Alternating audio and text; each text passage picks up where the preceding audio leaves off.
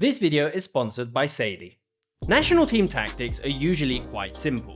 Managers only get a handful of weeks each year to work with their players, so most rely on familiar systems and straightforward principles. But Japan's manager Moriyasu has taken a very different approach. Rather than choosing the safest option, Moriyasu has built one of the most sophisticated tactical systems we'll likely see at this World Cup. Japan are blurring the lines between positional football and a more relational style of play. Overloads appear seemingly out of nowhere, players rotate fluidly across the pitch, and they can finish an attack with 7 players in the box. And that's why I think Japan have a real chance of going further than they ever have at this World Cup.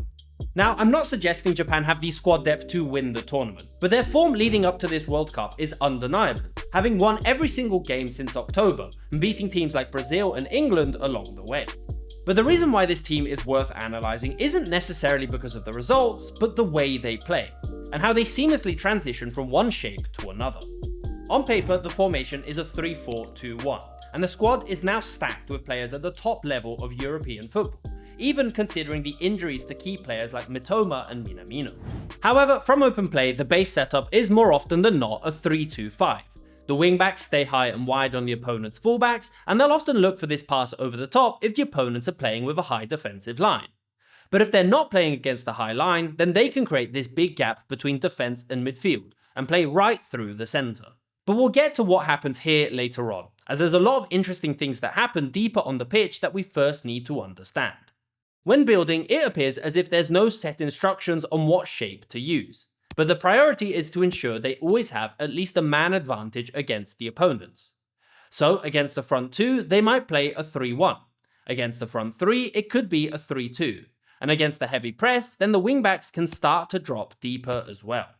There's a great example of this from their game against England. The goalkeeper Suzuki is in possession, and England are currently not pressing. But still, Japan rotate in a way that makes it hard for them to choose which players they should close down. As there's only 2 England players, they have the advantage to push more players forward.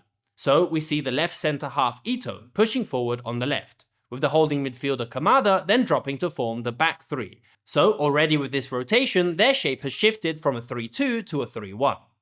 As England start to press, then the holding midfielder goes back into midfield, and the left centre half drops back into position, so they can maintain this +2 advantage.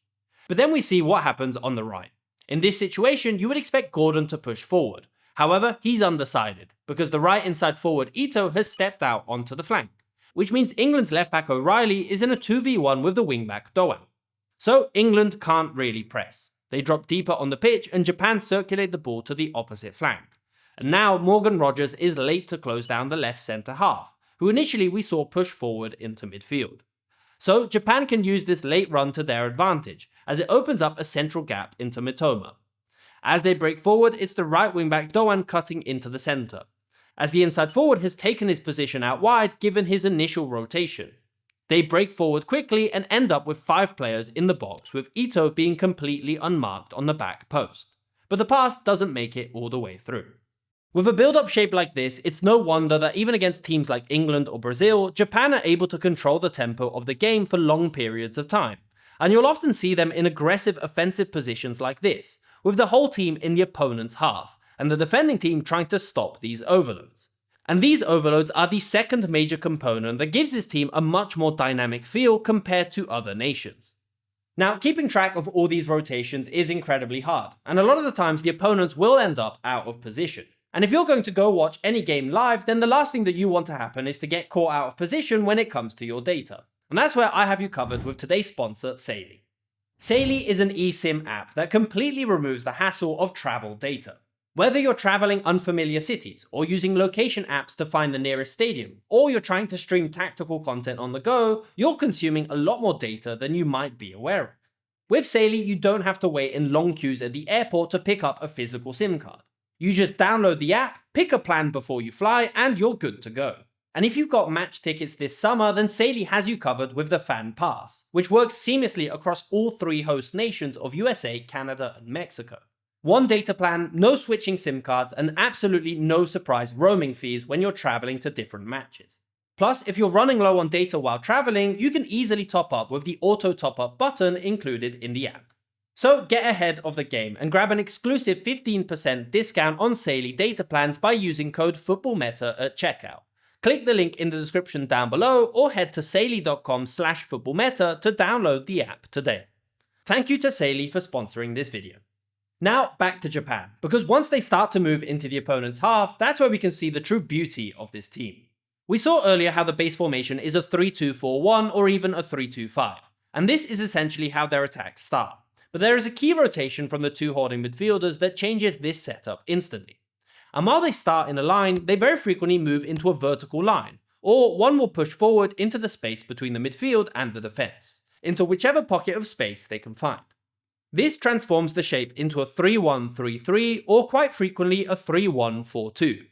And it does a few very important things. Firstly, the front four is on the defensive line, so the opposition needs to drop a bit deeper to cover these players. But these two players cause a problem for the midfield. Drop too deep and they can gain control of the pitch. Ignore them and try and press, and you can instantly be exposed with one line-breaking pass. Here we can see, for example, how in this case they've separated the midfield and defense, and with a quick first-time pass into the striker, they now have players pushing forward and can attack right through the centre. Or for example in this clip against Scotland, where these two players come towards the ball, dragging the midfield forward and creating a big gap in front of the defense to turn and attack. Secondly, and more crucially, this allows them to quickly overload on whichever flank they want.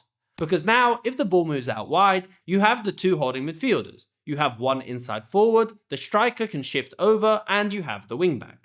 Simultaneously, the other inside forward can threaten a run in behind, and the opposite wingback can stretch the pitch. Or sometimes you can even see these players shift over, specifically with someone like Kubo, who starts on the right but is happy to roam all over the pitch, and will often pick up the ball in these pockets of space. In their most recent game against Iceland, we saw this shape in action for long periods of time. Here we have the two holding midfielders and the two inside forwards. We see this 3-1 build shape, plus this box in the centre, and the two players stretching the pitch. Notice how it stretches the space between the defence and midfield, creating a key gap that they can try and exploit with direct passes through the middle. But most of the time, what we see is the ball shifting out wide. For example, like in this clip here against Iceland, with 6 players quickly getting all over into one half of the pitch, and leaving the player on the left free for a switch. This is something we saw plenty of times against England. Once they've created this overload on one side of the pitch, then switches in play into the opposite wingback are the next solution if there's no space to attack through the overload. Progressing on the left and quickly switching to the right, where they had acres of space to run into. I think the goal against Scotland also encapsulates everything this team is about. The whole team is over on one flank. They break through the centre of the pitch and switch to the left, where the wingback is supported by an underlapping run from the left centre half. He's played into the half space, a cutback and a layoff right into the centre, and Japan finish off the move with 7 players in the box. But the true fun is had when they play right into this overload and try and break through on this flank. This is where you see more relational principles, like a pass and go, a tabella or a wall pass, escadinhas, or these diagonal passes forward, or a corta-luz, where a player will dummy and receive the ball later on in the move. In these situations, positions become meaningless, and the idea is to simply give the player on the ball passing options, and after every pass to instantly run into a different space. Japan can often break forward directly through this cluster, and then there are always players on the opposite flank attacking forward, where they can look for cutbacks or low-driven passes across the box. So this is one of the main reasons why I think Japan could be one of the most entertaining teams at the World Cup. But one final detail to mention is also their defensive discipline. We've seen them press aggressively and we've seen them be extremely compact. And when they regain the ball, they're one of the quickest teams in transition, just like the goal they scored against England in their recent friendly. The key behind their press is to set specific traps. They don't necessarily close down these players too quickly, but once a pass is made forward, the player receiving the ball will not be allowed to turn, and the ball is forced back, which is the immediate trigger to attack forward and apply pressure. When in a low block, they are extremely compact in the centre, forcing player out wide, where the wingbacks can quickly cover any player in this position, safe in knowing they have the protection from the centre halves if they're not able to regain the ball. So it's impossible to predict just how far this Japan team can go at the World Cup, but I'm certain they'll have a lot of people tuning in to watch a really intricate and beautiful style of play. But let me know your thoughts in the comments down below. What do you make of Japan's tactics and how far do you think they can go this summer? And if you're traveling abroad this summer, don't forget to check out Saily and get an exclusive 15% discount on Saily data plans by using code FootballMeta at checkout.